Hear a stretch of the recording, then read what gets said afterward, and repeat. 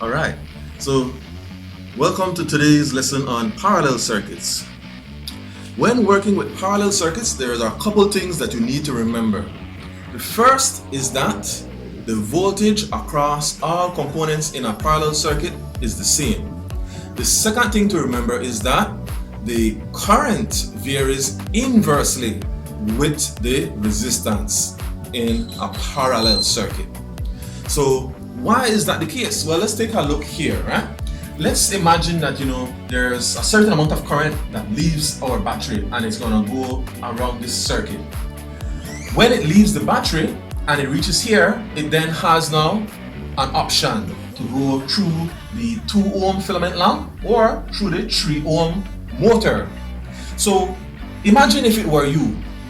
If you had this amount of resistance and then you had that amount of resistance, which would you choose? Well, the majority of people would choose the one that has less resistance because the majority of people, are lazy. And the minority of people would then choose the challenge, which has more resistance. So it's the same idea for current. The current is inversely proportional to the resistance. Remember, that is Ohm's law. So the total amount of current when it reaches this junction here is going to split up into 2 amounts. A greater amount will go through this lesser resistance and a smaller amount of current will go through that greater resistance. When they reach back to this junction, then those 2 amounts of current that had split up will then recombine to give you back the total current. That is known as Kirchhoff's law. The total current entering into a junction must be equal to the total current exiting the junction. Alright, so let's say we are to determine how much current runs through this filament lamp, our A1 value, and how much current runs through that motor, our A2 value. In order to do that, we have to first find the total resistance of this circuit. So in parallel, the resistance is determined by this formula. 1 over the total resistance is equal to 1 over the first resistance plus 1 over the second resistance plus 1 over the third resistance, and so on and so forth, depending on how many you have. So basically what this formula is saying is that the more resistors you have in parallel, then the less the overall resistance becomes. Key thing to remember here, right? The more resistors that you have in parallel, then the overall resistance is going to be less than any individual resistance.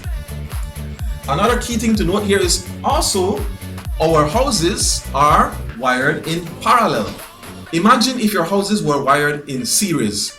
You would have to have on every appliance at the same time. All the lights, all the fans, the fridge, the TVs, all of them, everything on for current to flow. Remember, for current to flow, your circuit has to be complete. It has to be a closed loop. If that were the case, nothing would work if one single one of them stopped working. When you have things wired in parallel, then you can take off these lights but still have on the motors of the fan, right? So that's why your houses are wired in parallel. Anyways, let's continue with this problem here. So what would be the total resistance of this circuit? It would be 1 over 2 plus 1 over 3. So adding those, 1/2 plus 1/3 gives you 5/6. But that's 1 over the total resistance. So to find the total resistance, we have to then invert that.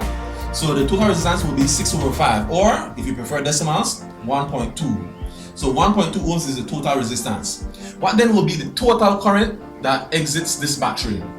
Well, it's going to be the total voltage of 24 volts divided by the total resistance.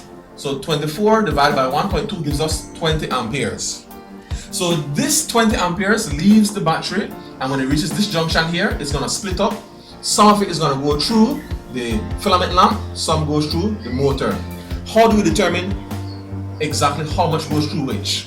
Well, there are different ways we can do that, so I'll show you a couple of ways. One is using our second fact, that the current varies inversely with the ratio. Our second fact, that the current varies inversely with the resistance. So if we use an inverse ratio, we can say the the total resistance 2 and 3 is 5, right? Not the total resistance of the circuit, just individually. 2 and 3 is 5. So it's like you're taking this 20 amperes and you're splitting it up into 5 parts. But this smaller resistance of 2 ohms isn't going to get the smaller share. Remember that the resistance is inversely proportional to the current. Where there is less resistance, more current will flow. Where there is more resistance, less current will flow. That's the inverse relationship. So this first ammeter is not going to read 2/5 of the whole 20 amperes total. No, it's inversely related. So it's going to get the larger share, 3/5 of 20 amperes. So that's 12 amperes. The motor then, which has the greater resistance, is going to get the smaller share, 2/5 of 20 amperes. So that is 8 amperes. The second way we could do it is we could use the formula.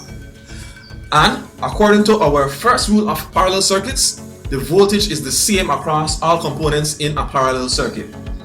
That is like when you have your house, all appliances initially get the same 110 volts.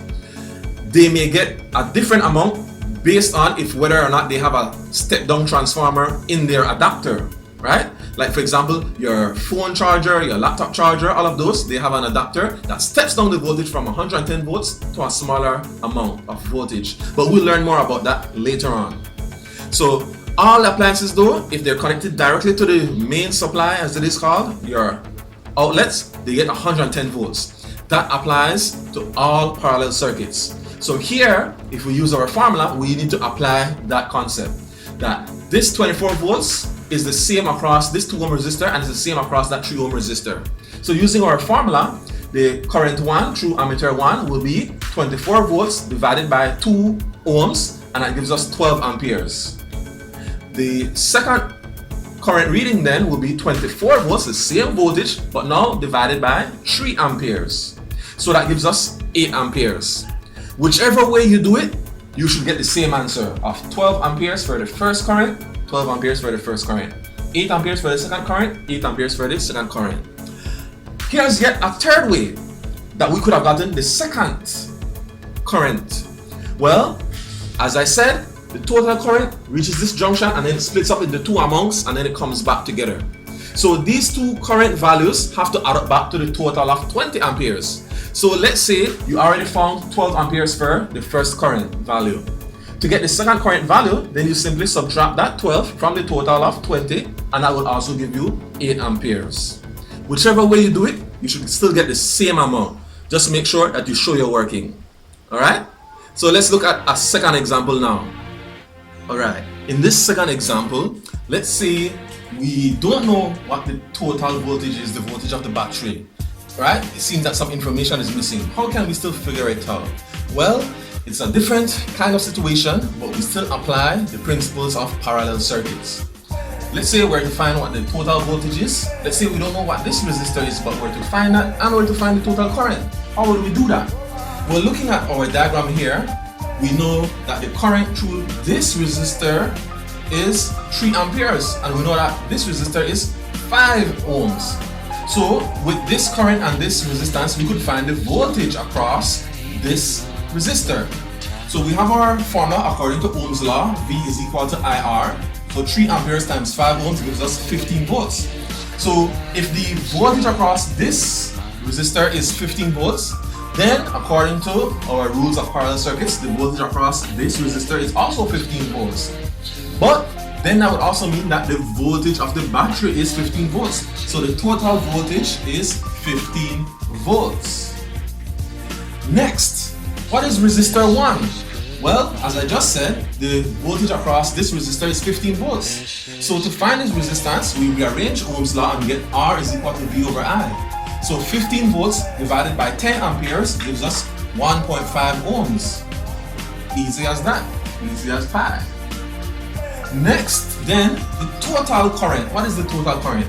Well, what current flows through this junction, this part of the junction, and what current flows through that part of the junction? It's as easy as adding 3 plus 10, and it gives us 13 amperes.